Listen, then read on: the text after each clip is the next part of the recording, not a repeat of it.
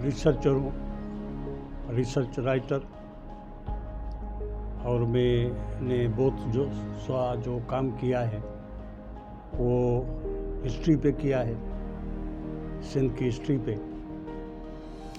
मैंने अब तक 10-12 किताबें लिखी हैं, उनमें से 4 किताबें छप चुकी हैं और बाकी जो किताबें हैं वो छपने के इंतज़ार में हैं।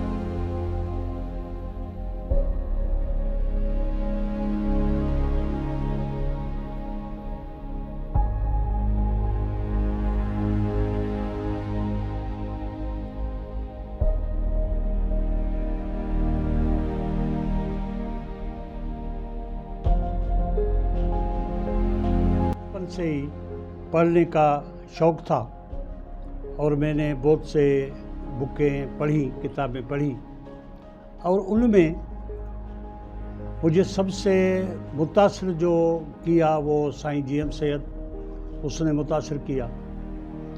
और फिर मैंने सोचा कि मैं भी कुछ लिखूं और फिर साईं को मैंने पढ़ा, साईं की किताबें पढ़ी। उसके बाद अब्दुल वाहिद आरी सर की तारीख़ पे किताबें थी, वो पढ़ी और उसके बाद मुझे शौक़ हुआ कि मैं लिखूं।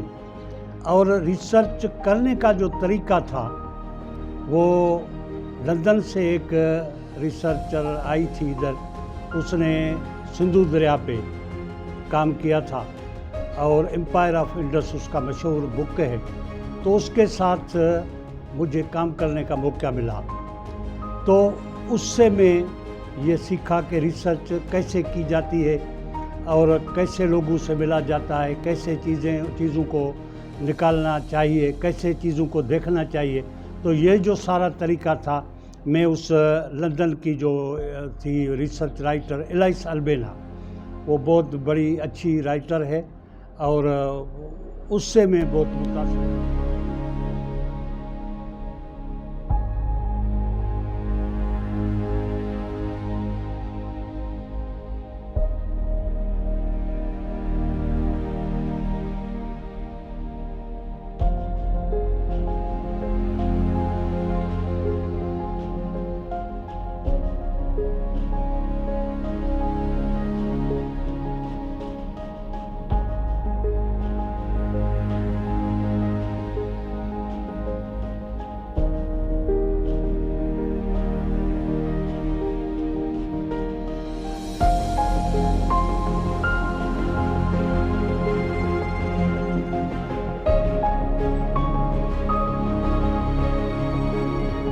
मैं एक किसान का बेटा हूँ और मेरा जो बचपन गुजरा था वो बहुत गुर्बत में गुजरा था और मैं खेतों में भी काम करता था अपने बाप के साथ। उसके बाद पढ़ने का शौक़ हुआ और फिर मैं मुख्तलिफ़ स्कूलों में भी, फ्री बोर्डिंग जहाँ था वहाँ मैंने तालीम हासिल की।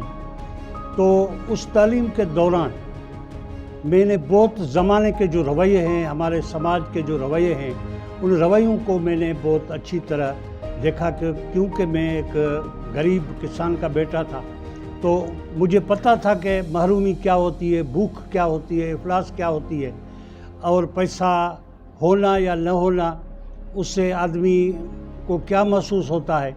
तो ये सारी जो मैं ह्यूमन साइकोलॉजी जो है वो मैं बचपन में ही सीख चुका था। उसके बाद मुझे मुताले का शौक़ हुआ और फिर मैंने वो जो बचपन के जो तजुर्बात थे वो मैंने आगे अपने बुक्स में भी लिखे।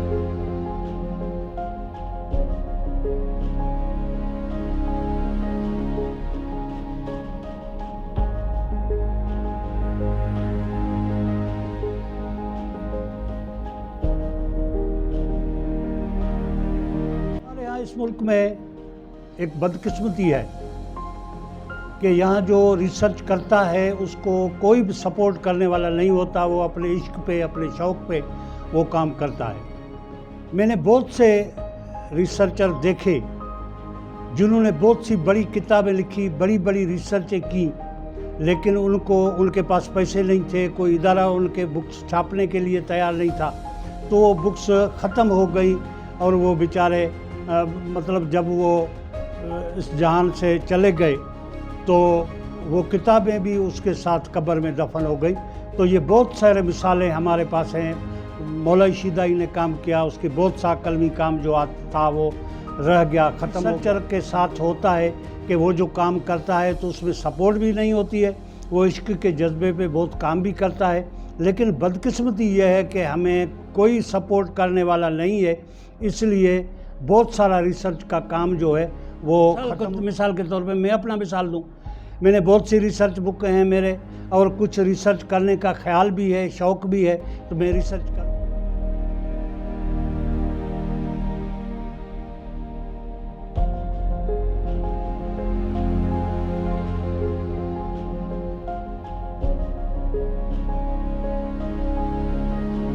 जब ये महसूस मैंने किया कि भाई मेरे बुक्स जो हैं वो भी नई मंज़रा पे आ सकते और गुर्बत की वजह से कोई इदारा सपोर्ट करने वाला नहीं है, तो फिर मैंने एक सिलसिला शुरू किया कि जो मेरी इल्मी जो महारत है उस पे मैं लेक्चर करूं। तो radio voice of Sindh London की तरफ से मुझे कहा गया कि आप लेक्चर ऑडियो रिकॉर्डिंग करके हमें भेजें तो हम वो नशर करेंगे।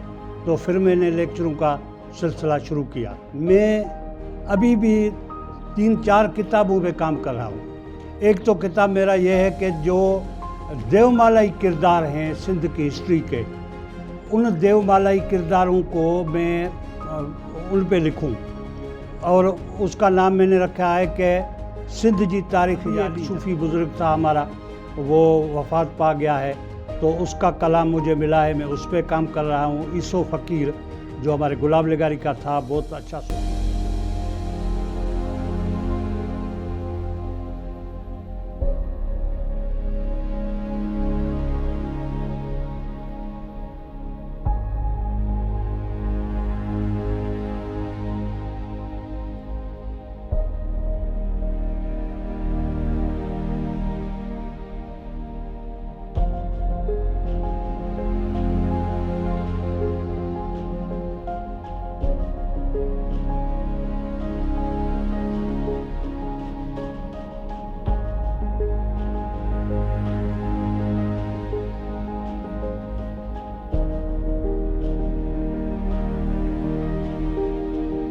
ज़ाती इनकम भी कोई इतना नहीं है, मैं रिटायर्ड टीचर हूँ और मुझे पेंशन मिलती है।